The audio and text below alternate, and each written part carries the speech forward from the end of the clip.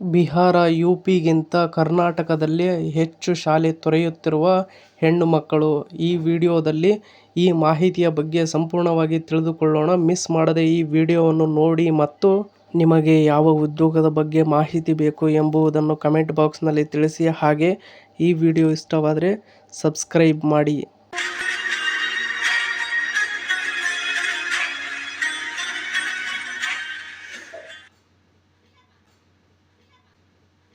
ಪ್ರೌಢಶಾಲೆ 9 ಮತ್ತು 10ನೇ ತರಗತಿ ಹಂತದಲ್ಲಿ ಶಾಲೆ ತೊರೆಯುವ ಹೆಣ್ಣು ಮಕ್ಕಳ ಪ್ರಮಾಣದಲ್ಲಿ ಕರ್ನಾಟಕವು ದೇಶದ ದೊಡ್ಡ ರಾಜ್ಯಗಳ ಪಟ್ಟಿಯಲ್ಲಿ ಮೊದಲ ಸ್ಥಾನದಲ್ಲಿದೆ.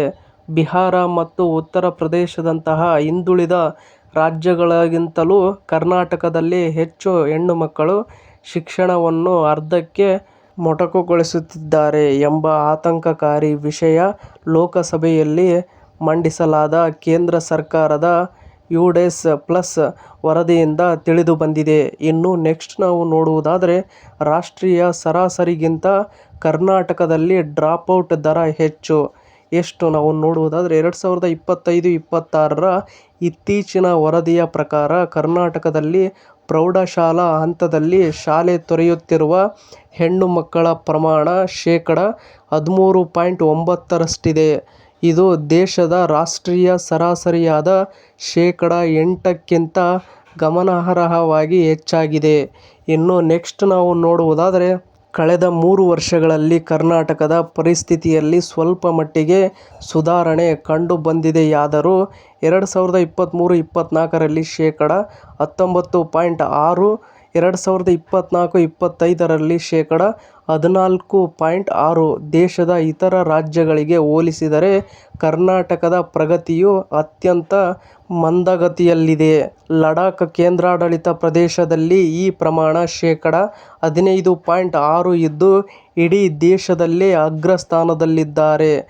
ದೊಡ್ಡ ರಾಜ್ಯಗಳಲ್ಲಿ ಕರ್ನಾಟಕ ಮತ್ತು ಅಸ್ಸಾಂ ತಲಾ ಶೇಕಡಾ 13.9 ಮೊದಲ ಸ್ಥಾನದಲ್ಲಿವೆ. ಇನ್ನು ನೆಕ್ಸ್ಟ್ ನಾವು ನೋಡುವುದಾದರೆ, ದಕ್ಷಿಣದ ಇತರ ರಾಜ್ಯಗಳು ಮುಂದೆ ಅವು ಯಾವುವು ನೋಡೋಣ. ಒಮ್ಮೆ ಶಿಕ್ಷಣ ಕ್ಷೇತ್ರದಲ್ಲಿ ಹಿಂದುಳಿದಿದ್ದ ಬಿಹಾರವು 2023-24ರಲ್ಲಿ ಶೇಕಡಾ 25.1 ಇದ್ದ ಡ್ರಾಪ್ಔಟ್ ಪ್ರಮಾಣವನ್ನು 2025-26ರ ವೇಳೆಗೆ ಶೇಕಡಾ 9.1ಕ್ಕೆ ತಗ್ಗಿಸುವ ಮೂಲಕ ಅಭೂತಪೂರ್ವ ಸುಧಾರಣೆ ಕಂಡಿದೆ. ಇನ್ನು ಉತ್ತರ ಪ್ರದೇಶದಲ್ಲಿ ಈ ಪ್ರಮಾಣ ಶೇಕಡಾ 7.3ರಷ್ಟಿದೆ. ಇನ್ನು ನೆಕ್ಸ್ಟ್ ನಾವು ನೋಡುವುದಾದರೆ, ದಕ್ಷಿಣ ಭಾರತದ ನೆರೆಯ ರಾಜ್ಯಗಳಿಗೆ ಹೋಲಿಸಿದರೆ ಕರ್ನಾಟಕದ ಪ್ರದರ್ಶನ ತೀರಾ ಕಳಪೆಯಾಗಿದೆ. ಕೇರಳದಲ್ಲಿ ಕೇವಲ ಶೇಕಡಾ 3, ಇನ್ನು ತಮಿಳುನಾಡಿನಲ್ಲಿ ಶೇಕಡಾ 3.2 ಹಾಗೂ ಹರಿಯಾಣದಲ್ಲಿ ಶೇಕಡಾ 3.8ರಷ್ಟು ಹೆಣ್ಣು ಮಕ್ಕಳು ಮಾತ್ರ ಶಾಲೆ ತೊರೆಯುತ್ತಿದ್ದು, ಇನ್ನು ಅತ್ಯಂತ ಕಡಿಮೆ ಡ್ರಾಪ್ಔಟ್ ದರ ಹೊಂದಿದ ರಾಜ್ಯಗಳಾಗಿ ಹೊರಹೊಮ್ಮಿವೆ. ಇನ್ನು ಇದೇ ತರಹದ ಶಿಕ್ಷಣ ಮತ್ತು ಜಾಬ್ ಸಂಬಂಧಿತ ಸುದ್ದಿಗಳನ್ನು ಓದಲು ನಿಮ್ಮ ಜಾಬ್ಸ್ ಅಂಡ್ ಎಜುಕೇಷನ್ ಅಪ್ಡೇಟ್ ಚಾನಲ್ನ ಸಬ್ಸ್ಕ್ರೈಬ್ ಆಗಿ.